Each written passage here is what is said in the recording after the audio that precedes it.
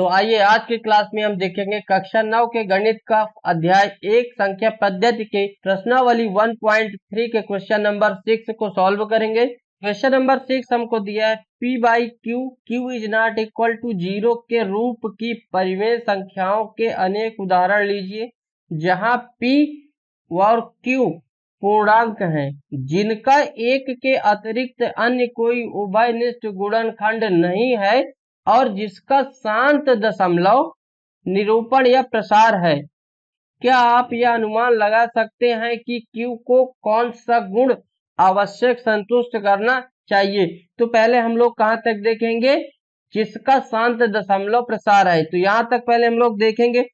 अब हमको क्या करना है, वो संख्याएं लेनी है जो अभाज्य गुणनखंड हो। क्या हो? जो अभाज्य, जिनका एक के अतिरिक्त कोई उभयनिष्ठ गुणनखंड ना हो। तो जैसे हमारा क्या है 7/2 एक हो गया।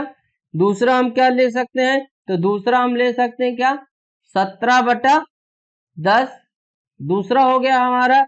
और तीसरा हम क्या ले सकते हैं 2/5। मान लीजिए हमने 3 संख्याएं ले ली। अब हमको इनको डिवाइड करके यानी भाग देके देखना है कि ये संख्याएं क्या है, इनका दशमलव प्रसार शांत है या नहीं। तो पहला करेंगे किसका, हम 7/2 का, यानी 2 का भाग किस में देंगे 7 में।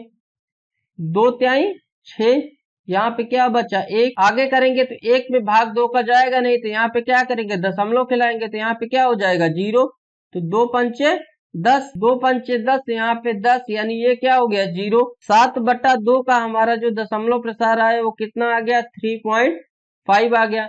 अब दूसरा देखेंगे हम क्या 17 का, यानी 10 भागे क्या होगा 17, कितनी बार जाएगा एक बार, 10 एक कम 10, यहाँ पे क्या बचा 7।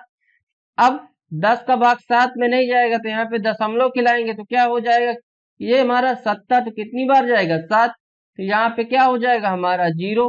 यानी कि अब हमारा क्या है 17/10 का जो दशमलव प्रसार है वो क्या है 1.7। अब हमारे पास क्या बचा है 2/5। तो 2 का भाग 2 में करेंगे किसका 5 का भाग करेंगे, तो कितनी बार जाएगा, तो 2 का 5 भाग ही नहीं जाएगा, तो दशमलव खिलाएंगे, यहाँ पे क्या हो जाएगा हमारा 0। तो कितनी बार जाएगा 4, यानी 5 चौको 20, ये हमारा क्या हो जाएगा 0। यानी क्या है हमारा कि 2/5 का जो दशमलव प्रसार होगा वो क्या होगा 0.4 होगा।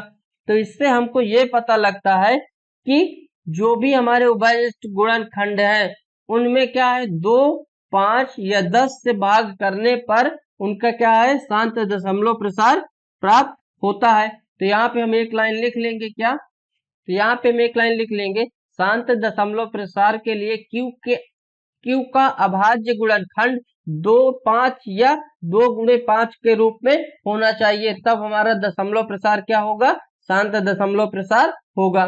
तो क्वेश्चन नंबर 6 हमारा कंप्लीट हुआ।